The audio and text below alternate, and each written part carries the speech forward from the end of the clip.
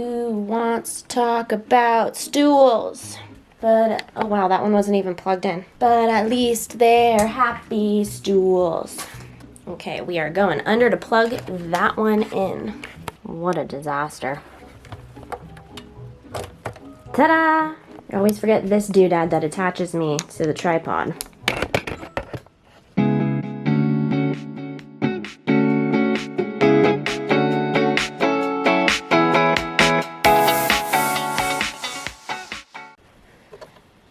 This is not a poop video. This one is literally about a stool. Let me get a paper.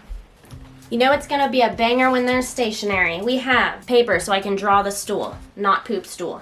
Colors, notes, obviously. And you can tell I was breastfeeding.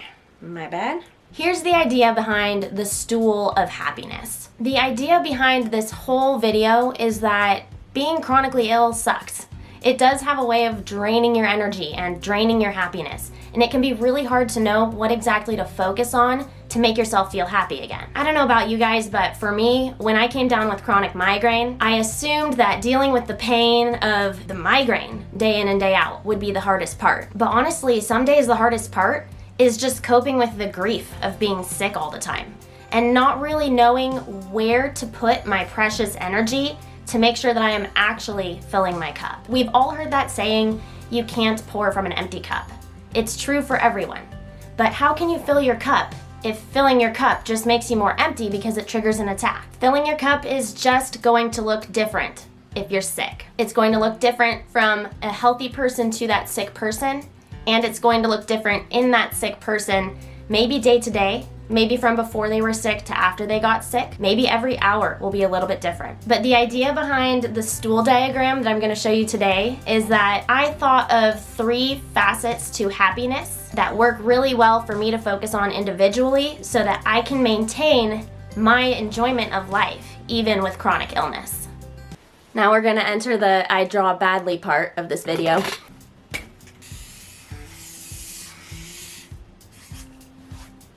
Here's the top of the stool of happiness. This is where you are sitting pretty if you have legs.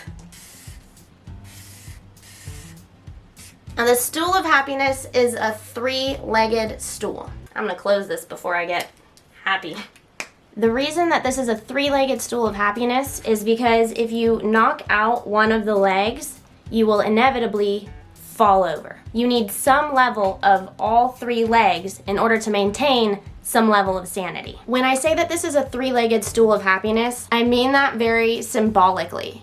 That is meant for you to read into a lot, because the more you read into this metaphor, the deeper it gets. We're going to just keep getting deeper and deeper into this metaphor as the video keeps going. If the stool actually looked like this, and there were no connections between the legs, and you knocked out one of the legs, the stool would fall over. Similarly in life, if you take any of the 3 aspects of life that I'm going to put into the legs, and you were to completely lose them with no connection between the 3, then you would end up pretty devastated. You would inevitably face hardships. You need some level of all 3 legs of the stool. And the reason why chronic illness makes it so hard to stay happy is because chronic illness tries to rob all 3 of these legs from you all the time. And that's why I feel like it's even more important for members of the chronic illness community to be conscious and aware of the kinds of things that do fill our cups so that we can spend our energy wisely. First leg, community. I love you guys. There's a reason I'm on here week after week. Community.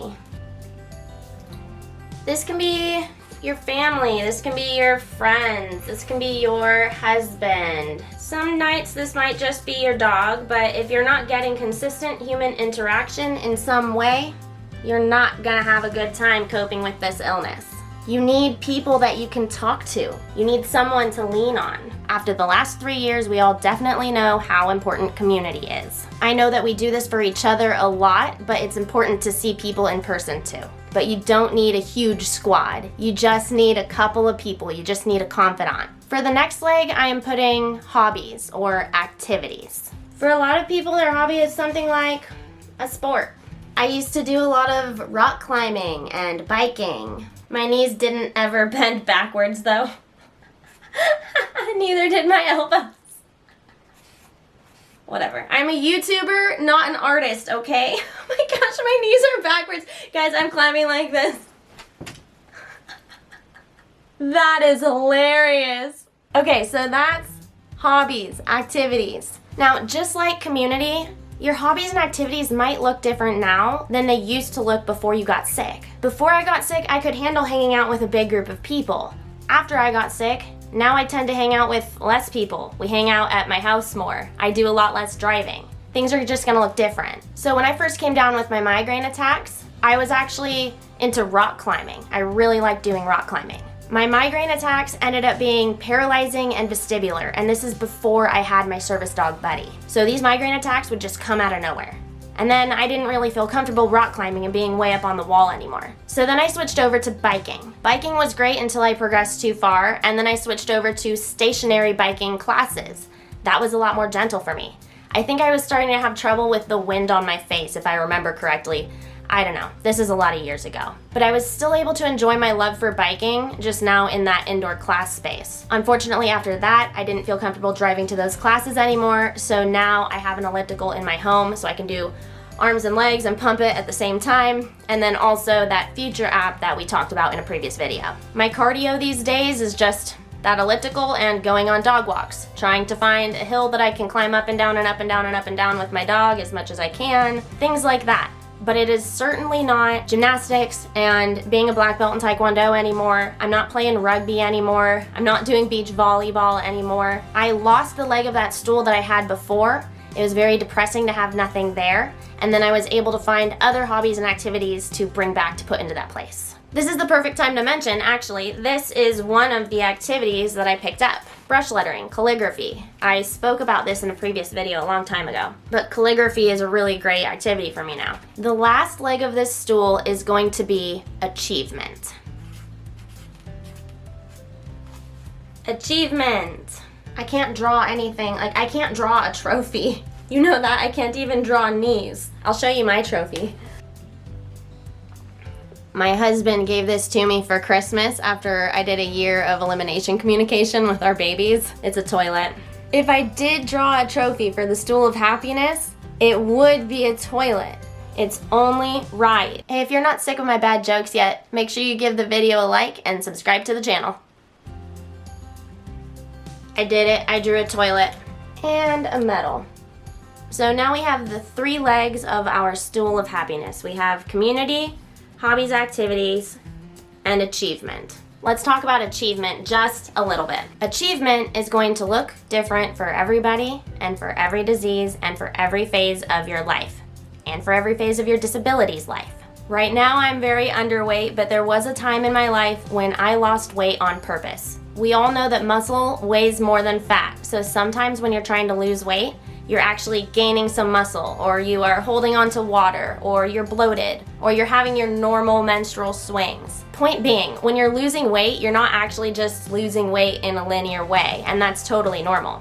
But a lot of people go by pounds lost on the scale, but some people use those numbers as their only metric of success when they're on their weight loss journey, and that is detrimental. So when I was losing weight, I was introduced to this concept of non-scale victories. Things like I buttoned my belt a notch tighter. Things like I chose a Lara bar for dessert instead of ice cream, and I felt happy about it. Things like I found a fun way to move my body today so that I could exercise in a way that didn't feel like torture. Maybe today I did a hike with a friend out in the wilderness and turned the afternoon into a really good time, instead of taking my usual walk around the neighborhood by myself on a day when I wasn't feeling that good. But my point is, changing your mindset is an achievement. Changing your belt thing is an achievement, even if the ultimate goal is weight loss. And yes, changing your weight is also achievement. Now let's bring this back to chronic illness. Just like when I was losing weight, I was stuck on that number, how many pounds have I lost? For me in life, I tend to be stuck on what have I done? What have I achieved? What have I made or built with my hands? What have I created with my brain? What have I written? What YouTube videos have I made? How many new subscribers do I have? How many people shared my video this week? It's doing, doing, doing. I only feel achieved if I am doing. But what if instead we saw achievement as I made my own cup of tea this week when last week I couldn't? What if we saw achievement as I taught my dog how to bring me to the restroom more safely so that I don't feel like I'm gonna tip over every time I walk over there? What if we saw that as an achievement? Then suddenly, this leg of our stool doesn't feel like we're losing it. Now it feels like we're gaining it because we are setting those goals and achieving them. Set a goal, achieve it, set a goal, achieve it. But those goals have to be reasonable. We've heard this a million times, so I'm not gonna dwell on that. So the really good news is if you focus consciously on each of those 3 legs of the stool, then it will improve your happiness with chronic illness. But it gets even better because there are connections between each piece of the stool that make it easier to maintain all of it if you're conscious about it. So let me explain that. We know that on stools in real life, there are connections between these rungs that make the stool even stronger. The same is true with you and your stool of happiness. There are rungs between each of these. So let's start with this rung between community and hobbies and activities. The example that I just said too early for achievement was a way of bridging community and hobbies together. And if that had happened in real life, then that would have boosted my happiness a lot. So I'll remind you of the example. Let's say I wanted to do my hobby or activity of going for a run, but I can't because I'm feeling too migrainey. In the previous example, I was trying to just be grumpy. But let's say it's a migraine day, I can't do my usual run. So instead, I could grab a friend and do a modified version of that activity. So maybe I'm not getting my full dose of the hobby or activity that I want to do, but I am getting a small amount of activity and I'm also getting a small amount of community. Spending that little bit of time one-on-one with a friend also might not be the same as like throwing myself a birthday party, which is something that would have been really refreshing for me before. But in this case, it is a way to refresh my feeling of community.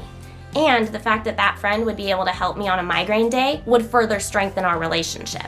Now, the connection between hobbies and achievement. I remember in Taekwondo, one of my favorite things was moving up to the next belt. That's one of the lamest things about becoming a black belt is there's nothing left other than just getting more gold stripes on your belt. But we all know that really good feeling of setting a goal and achieving it physically. So, what kinds of things can we feel like we achieved if we're too sick to do the things that actually make us proud? Mindset shift, my friend. Gymnastics kind of turned me into a perfectionist.